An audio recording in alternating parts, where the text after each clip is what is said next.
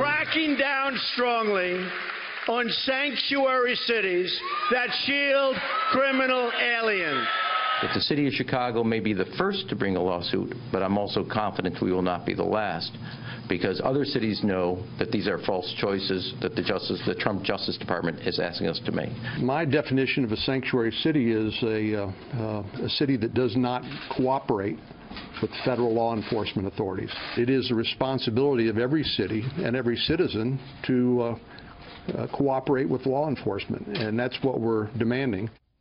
Chicago Mayor Rahm Emanuel is saying it is illegal for the federal government to hold back public safety grants because Chicago is a sanctuary city. They filed a lawsuit today, and just before this show started, the Attorney General fired back in a statement, in part saying no amount of federal taxpayer dollars will help a city that refuses to help its own residents. The political leadership of Chicago has chosen deliberately and intentionally to adopt a policy that obstructs this country's lawful immigration system.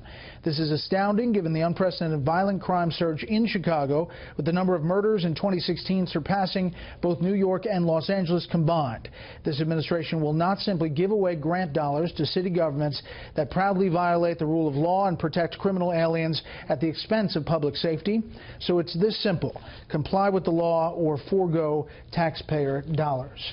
Sanctuary city policy affecting not just Chicago but many cities. Let's bring in our panel. Jonah Goldberg, senior editor at National Review, Molly Hemingway, senior editor at The Federalist, and A.B. Stoddard, associate editor at Real Clear Politics. Molly. Well, federal law could not be more clear. State and local governments do not have the right to deviate from federal law when it comes to immigration policy. They have to share information.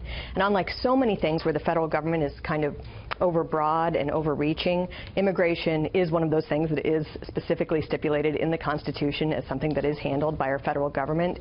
So this is something that there will be a tough case for Chicago to make. The mayor and some of the people who stood beside him in this press conference over the weekend said it's just not right. Take a listen.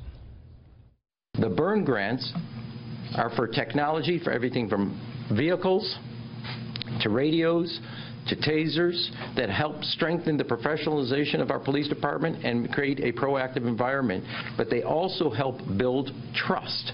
We will not compromise the rights, safety, or break the sacred trust of the people that live in and visit Chicago in order to obtain those resources.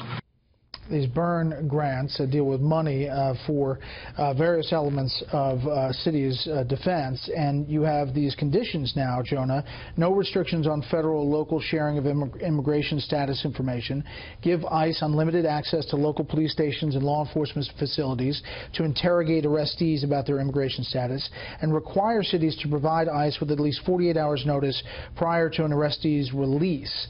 And that is really where the rubber meets the road on this lawsuit. Yeah, I think that this kind of needs to be unpacked a little bit. I generally think that sanctuary cities is just a terrible idea. At the same time, I understand why local, like first responders and police and whatnot, do worry about getting cooperation out of these communities, and I think you can respect that reasonable concern without saying that cities get to flout federal law.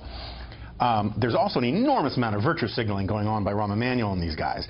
I mean, $3 million out of a police budget that's over $1.2 billion is a rounding error for the most part. This has a lot more to do with big coalition Democratic politics, with immigration politics and the rest, than with a newfound love and respect for federalism by people who think every other aspect of our lives should be left up to the central government in Washington. Understanding Chicago and Illinois broadly, Democrat territory. But, A.B., for people sitting in Chicago listening to the mayor talk that way and dealing with a murder rate and the number of murders skyrocketing, how do you think that plays politically?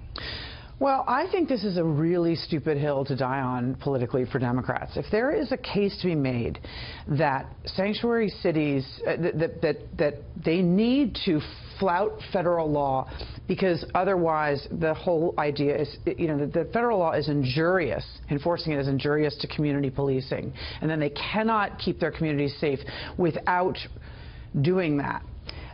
They're going to have to go on an education campaign across this country with a bunch of police forces and really change the way that people see this at a majority. I don't think liberals think that sanctuary cities are the top of their priority list. I think they're looking for a message from this party on the economy. And he made a perfect case for why they need that grant money. He needs that grant money. He can comply with federal law. It just is absolutely ridiculous politics for Democrats. They can disagree with President Trump on his new push to limit legal immigration. They can be for immigration reform.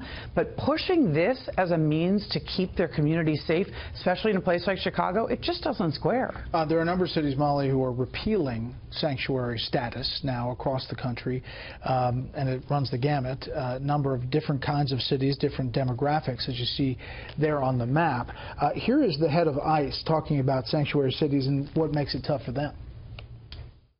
If you're an alien smuggler and you're smuggling people in this country for a living, that's one sales pitch. We can get you to a sanctuary city where that city will help shield you from immigration. So rather than arresting a violent criminal in the safety, security, and privacy of a county jail, we got to go knock on the door. We got to arrest them in the community. If the community is put at risk, our officers are put at risk.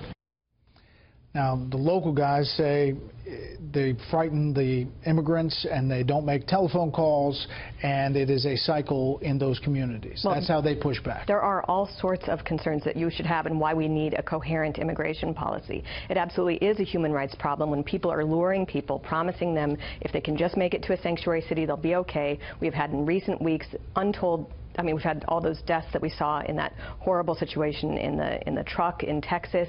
And so everybody, Democrat and Republican, need to recover a much better conversation for talking about these things. There is a reason why we have rule of law and not rule of men, and we can debate whether we want to have stricter or more lax immigration policy, but we all need to be on the same page, and we need to understand that having borders and having laws is something that serves the entire community. We're not lawyers here, but is there standing here for Chicago, and do you think this makes it all the way up to the Supreme Court? I think it goes to the Supreme Court. I talked to a couple of lawyer types today, and the law is so murky on all of this. The Supreme Court set a test, has never established like a test for how you can judge when the federal government can condition funding. So we played this game a lot with the 55-mile-an-hour speed limit and drunk driving with highway funds, and that was allowed, but the Medicaid expansion under the first tranche of Obamacare was not allowed by the Supreme Court by 7-2. I think that one of these cities is going to get some liberal judge who wants to do this sort of preening thing about I'm on the side of the immigrants like we've seen with the Muslim ban stuff, and eventually it's going to go to the Supreme Court. Personally, I'm with Molly. I think, look, everyone has to obey the federal law.